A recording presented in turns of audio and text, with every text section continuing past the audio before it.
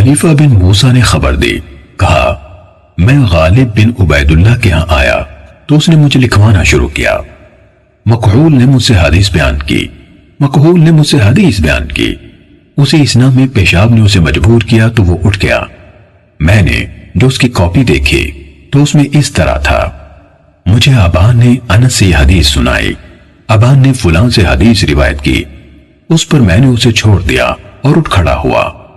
امام مسلم نے کہا اور میں نے حسن بن علی حلوانی سے سنا، کہہ رہے تھے میں نے عفان کی کتاب میں ابو مقدام ہشام کی وہ روایت دیکھی جو عمر بن عبدالعزیز کی حدیث ہے، اس میں تھا ہشام نے کہا مجھ سے ایک شخص نے جسے یحییٰ بن فلاں کہا جاتا تھا محمد بن کعب سے حدیث بیان کی، کہا میں نے عفان سے کہا۔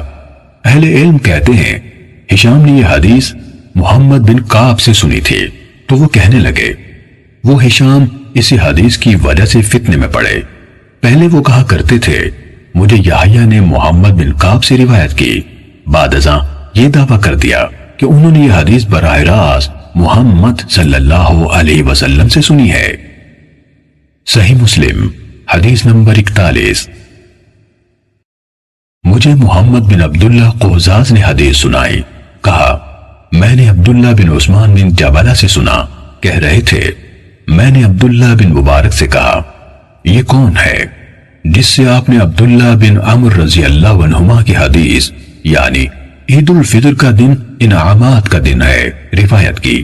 کہا سلیمان بن حجاج، ان میں سے جو حدیث تم نے اپنے پاس لکھ رکھی ہیں یا میں نے تمہیں اس کی جو حدیثیں دی ہیں ان میں سے اچھی طرح نظر کرنا یعنی غور کر لینا۔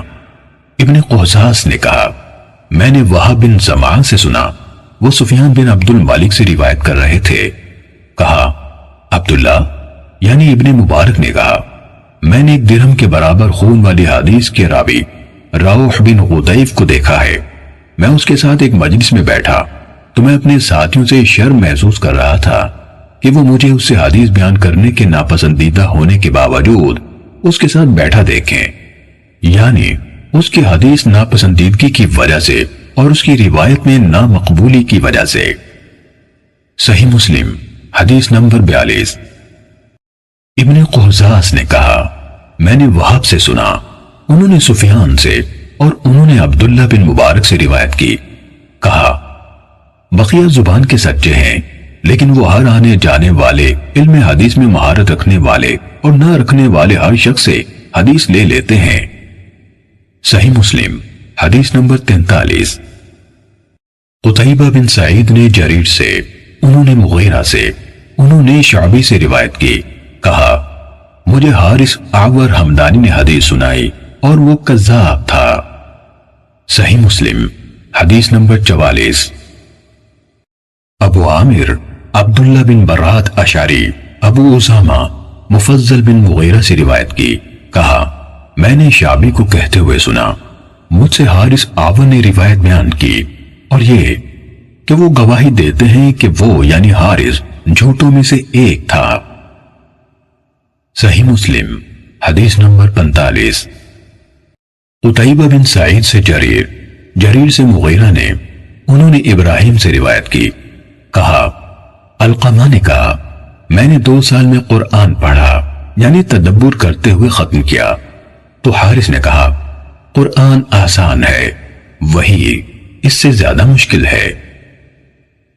صحیح مسلم حدیث نمبر 46۔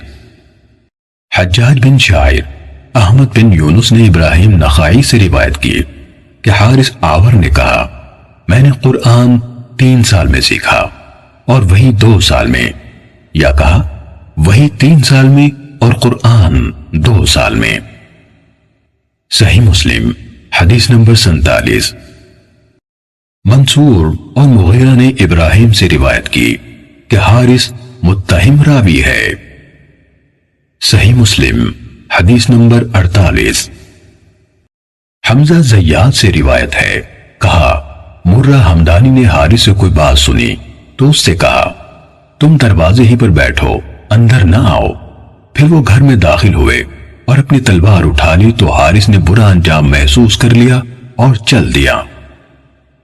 صحیح مسلم حدیث نمبر 49۔